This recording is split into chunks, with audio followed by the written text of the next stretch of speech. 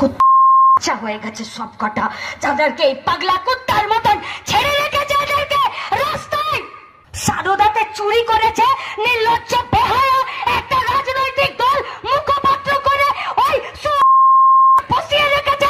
আর তার ভাষণ শুনবো এই পলাশির ওই পুলিশ স্টেশনটার ভেতরে যখন ওই জড়পদার্থ অপদার্থ বেহায়া পুলিশগুলোর সামনে দাঁড়িয়েছিল, তো তামান্নার মা এই নামগুলো গড়গড় করে বলছিল, আর পুলিশ বলছে জানেনি তো আমাদের কাজের সীমাবদ্ধতা আছে।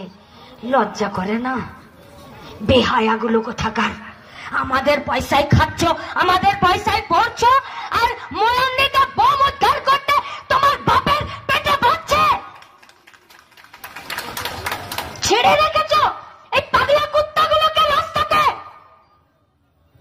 যারা ছিঁড়ে খাবে পশ্চিমবঙ্গের মেয়েগুলোকে।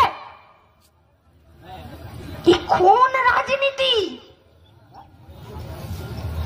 কোন রাজনীতি পশ্চিমবঙ্গে?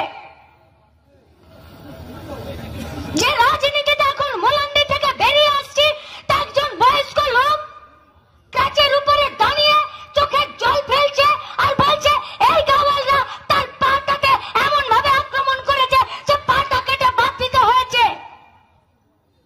মোলান্দি থেকে বেরিয়ে আস্তে আস্তে 20 জায়গায় দাঁড়াতে হয়েছে আমাদেরকে, 20 জায়গায়। মোলান্দির মায়েরা আমাদেরকে 20 জায়গায় দাঁড় করিয়েছে, জেল খেটেছে। আমাদের পার্টির এরিয়া সেক্রেটারি বছরের পর বছর নিজের বাড়িতে ঢুকতে পারেনি। এই কোন রাজনীতি পশ্চিমবঙ্গে? পুলিশের চোখে ছানি পড়েছে। আরে আমরা ক্যাম্প বসাই গো, আসো তোমাদের ছানি কেটে পরিষ্কার করে দিচ্ছি, যদি দেখতে না পাচ্ছ তো আসো আমরা করিয়ে দিচ্ছি।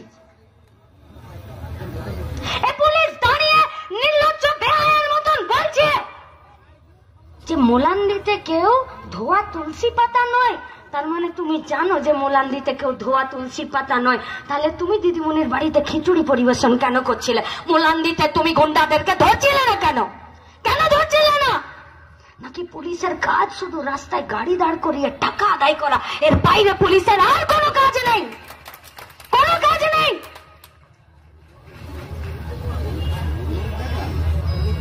পুলিশদেরকে বলছি, পশ্চিমবঙ্গের বাড়ির ছেলে মেয়ে আপনারা এ যা অন্যায় করছেন, আপনারা জানেন না আপনারা কি অন্যায় করছেন? আপনারা জানেন না পশ্চিমবঙ্গের মায়েদের, পশ্চিমবঙ্গের গোটা মানুষের রাগকে কোন জায়গায় নিয়ে যাচ্ছেন? বাঁচতে পারবেন না। মানুষ যেদিন পাবলিক ধোলাই দেবে, সেদিন পাবলিক সার্ভেন্টরা রাস্তায় বেরোনোর জায়গা থাকবে না। তাই আপনাদেরকে বলছি, পশ্চিমবঙ্গের ল এন্ড অর্ডারকে ঠিক রাখার জন্য এটা আপনাদের কাজ। এখন রাজনীতির মাথায় ছাতা ধরছেন আপনারা। যারা খুন করবে, ধর্ষণ করবে, বোম মারবে, তারা প্রাইজ পাবে। আর এই বেহায়া পুলিশ এরা দাঁড়িয়ে থেকে মমতার কাছে মাথা নামিয়ে প্রতিদিন এই পশ্চিমবঙ্গের মেয়েগুলোকে হয় রাজ্য ছাড়া করে দিবে, নইলে মর্গে পাঠিয়ে দেবে।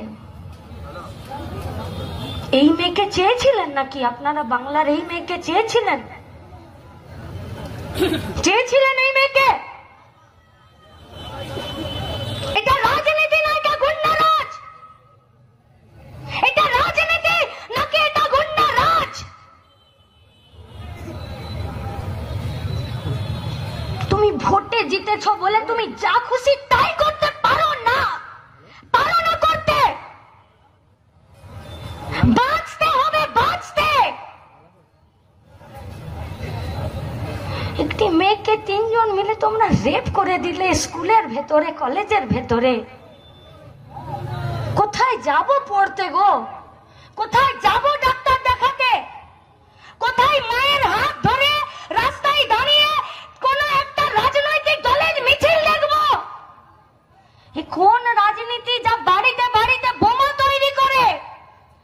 কোন রাজনীতি যে বাড়িতে বাড়িতে খাবার চাল আছে কিনা দেখে না, কিন্তু ঝোলাতে ঝোলাতে বোম নিয়ে ঘুরে বেড়ায়? এই পশ্চিমবঙ্গের রাজনীতি হতে পারে না।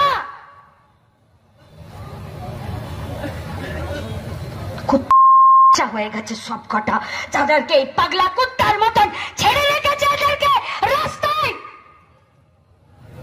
টিভির পর্দায় এই খেপা কুকুরগুলোর ভাষণ শুনবো আমরা। সারদাতে চুরি করেছে নির্লজ্জ বেহায়া একটা রাজনৈতিক দল মুখপাত্র করে ওই সুটাকে বসিয়ে রেখেছে, আর তার ভাষণ শুনবো, তার ভাষণ। সে বলে দেবে পশ্চিমবঙ্গের রাজনীতি কি হবে। সে কোথায় গেল এখানকার এমএলএ, কোথায় গেল? আরে তুমি এমএলএ হও, তুমি রাজনীতি করো, তার আগে তুমি একটা মেয়ে।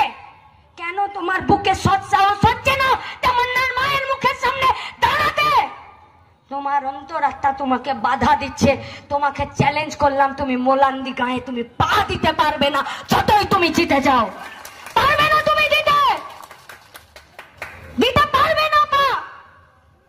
আর ওই ল কলেজের মেয়েটাকে রেপ করে নিয়ে একটা ছাত্র নেতা সে প্রেস বিবৃতি দিচ্ছে, সে ধর্ষণকে ক্ল্যারিফাই করছে, জাস্টিফাই করছে যে ওই ছেলেটা তার দলের কি না।